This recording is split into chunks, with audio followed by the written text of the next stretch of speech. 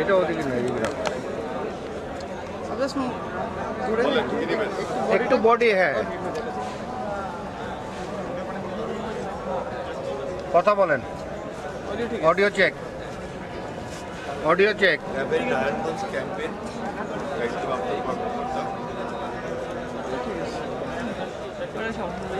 350।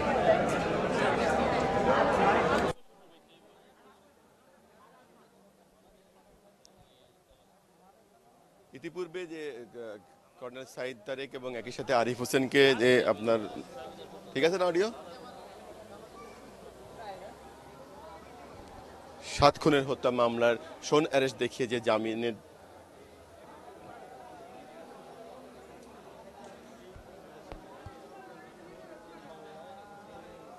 সালাম ভাই কই সালাম ভাই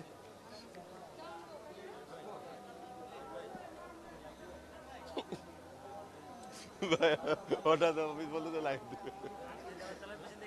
দাঁড়া খারাই যা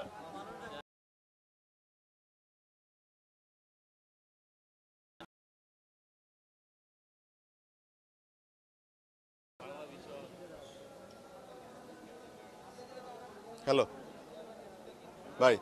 হ্যাঁ আমরা রেডি পাইছেন ফ্রেম ধরেন ফ্রেম ধরেন ফ্রেম করেন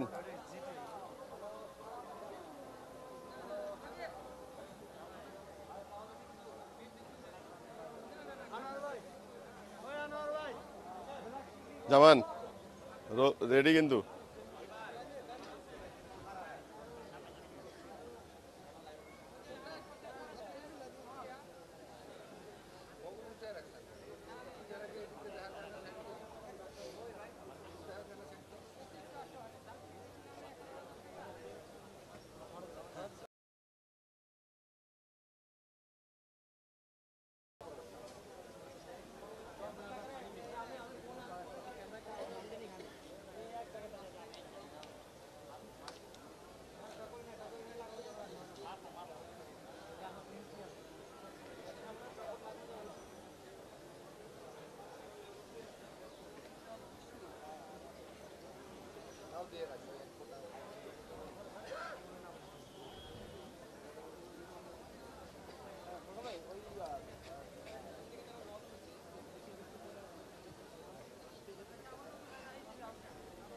জি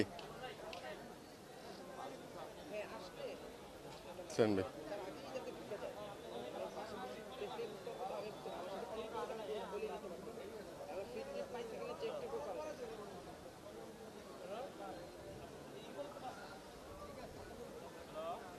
ওকে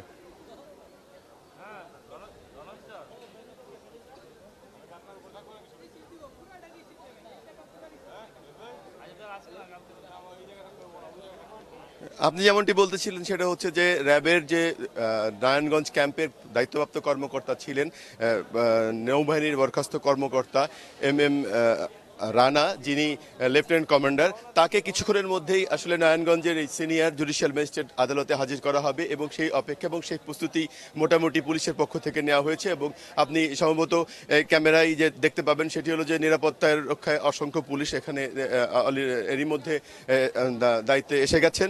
এবং একই সাথে পুলিশ কর্তৃপক্ষ যে বিষয়টি আমাদেরকে জানিয়েছেন যে তারা 7 দিন এর আগে যে রিমান্ডে নিয়েছিল এই আপনার নৌ কর্মকর্তাকে, এই নৌবাহিনীর এই সাবেক কর্মকর্তাকে তারা আজ হলো আপনার বিশেষ যে আইনের মাধ্যমে অর্থাৎ 54 ধারায় যে অ্যারেস্ট দেখিয়ে তাকে আপনার রিমান্ডে নেওয়া হয়েছিল, আজ তারা হয়তো বিশেষ করে এই যে 7 খুন হত্যা, যে 7 হত্যা হয়েছিল সেই হত্যা মামলারই শোন অ্যারেস্ট দেখিয়ে তাকে আসলে হাজির করা হবে কিছুক্ষণের মধ্যেই। আমরা যেটি শুনেছি যে তাকে নারায়ণগঞ্জের যে পুলিশ লাইন আছে সেখানে রেখে জিজ্ঞাসাবাদ করা হয়েছে এবং গত 7 দিন তার কাছ থেকে বেশ কিছু গুরুত্বপূর্ণ তথ্যও পুলিশ উদ্ধার করেছে বলে সে বিষয়টিকে আমাদেরকে নিশ্চিত করেছে। আর যে বিষয়টি এখানে জানিয়ে রাখা দরকার যে এই র্যাবের ইতিপূর্বে যে দু কর্মকর্তাকে তারা এখান থেকে নিয়েছিল, এখানে থেকে যে জামিন আপনার রিমান্ডে নেবার জন্য আবেদন করেছিল 10 দিনের, সেখানে মাত্র আপনার যে তারা যে রিমান্ডও পেয়েছিল। আজ ঠিক একই সেই আপনার হত্যাকাণ্ডের যে মামলাটি হয়েছে সেই মামলায় এই নৌবাহিনীর বরখাস্ত এই কর্মকর্তাকেও আপনার রিমান্ডের জন্য দাবি জানানো হবে এবং রিমান্ড আদালত মঞ্জুর করবে রিমান্ড, তার উপরে নির্ভর করবে যে আসলে এই রানা এম রানা কি আসলে কতদিনের রিমান্ড দিয়েছে তা জানা যাবে।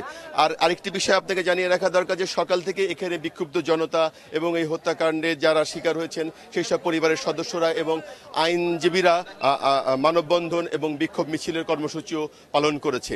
এখন আমরা আসলে অপেক্ষা করছি যে কিছুক্ষণের মধ্যেই হয়তো এই নৌবাহিনীর সাবেক কর্মকর্তাকে জুডিশিয়াল আদালতে হাজির করা হবে।